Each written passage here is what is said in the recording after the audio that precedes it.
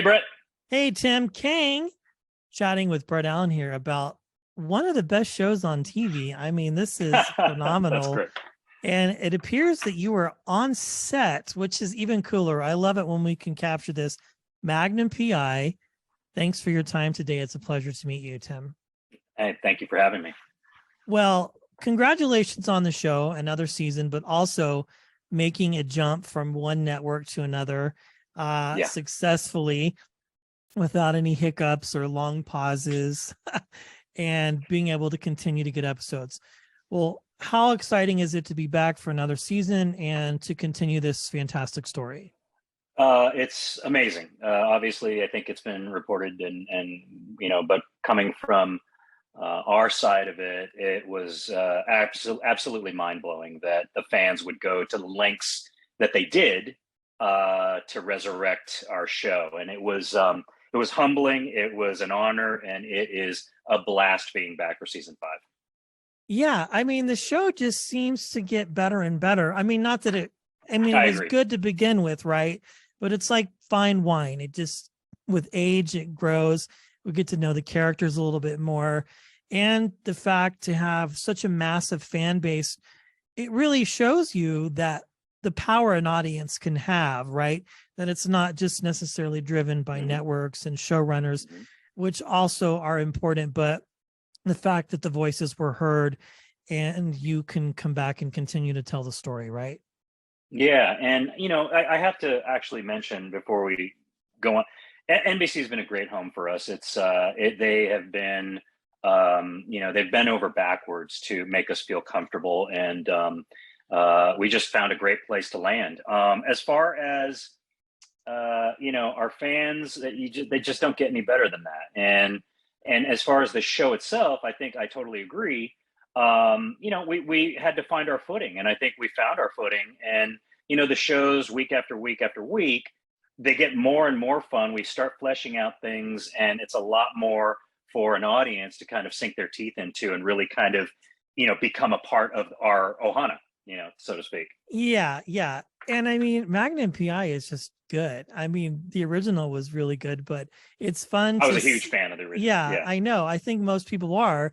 And I think when you come to a show that is being a new boot, as they call it, Mhm. and you're telling a story that people are familiar with, but you're also garnering new fans as well, a different generation, that is great too. You have a big episode coming up, and we're going to get to really see a lot more of your character. We see a lot normally, but more and more. How exciting is that for you to have your story arc fleshed out a little bit more? It's obviously a lot of fun for my part. The cases that we deal with week after week, in and of themselves are interesting. But for me to actually engage in something that kind of also allows me to flesh out who Katsumoto is while solving this case is a blast as an actor. So I'm very excited for the audience to check out what's coming up. Yes, very exciting. Well, I like to ask this question because we have had other cast on from other great NBC shows. Detective Katsumoto from season one or to now, Hmm. how has your character grown? If you're looking at it from a myopic perspective, from Hmm. we get to meet him at the beginning, he's plucky, we're getting to know him, and now he's Hmm. obviously matured over the seasons. Yeah, I think in the beginning, especially his first engagement with Magnum and how he works.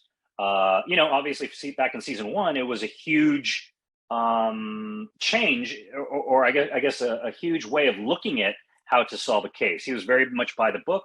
He was very much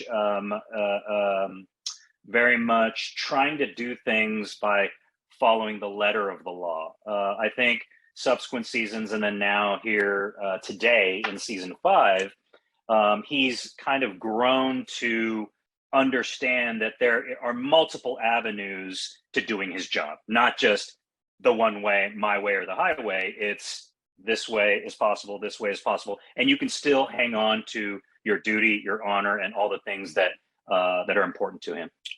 Yeah, agreed. Well, it's a lot of fun. I was talking to some show fans that we were having you on, and we're talking Magnum PI, and I, without somebody thinking, goes, "Oh, let's ask him about Book 'em Dano." I'm like, that's a different show. That's not the same one. Right. Both of them do take place in Hawaii, but they're not the same show. I remember, I think back in season 1, I was just walking, I think I was in Waikiki. I think that's where I was. And just a fan came by and stopped me and said, "I love you on Hawaii 5-0." And I was kind of like going, "Thank you." Yeah, I mean, what do you say at that point? Like, yeah, there's like, it's so many things funny about that scenario. Well, Magnum PI was great. So when you were approached, or you found out you were getting an audition for this series originally, you mentioned you had seen the original show. What were your thoughts when you were heading into this process and knowing the character that you would be playing? Well, obviously, when I was first asked, I was over the moon. As far as because I was such a fan as a kid of the Tom Selleck version, and I enjoyed it so much, I was excited, very excited.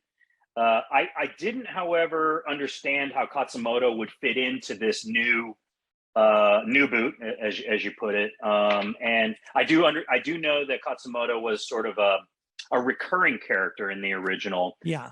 So I had my questions, but I met with the powers that be, and we chatted about it, and they let me know that it's going to be fleshed out and talked about, and it's going to be a lot of fun to do, and here we are.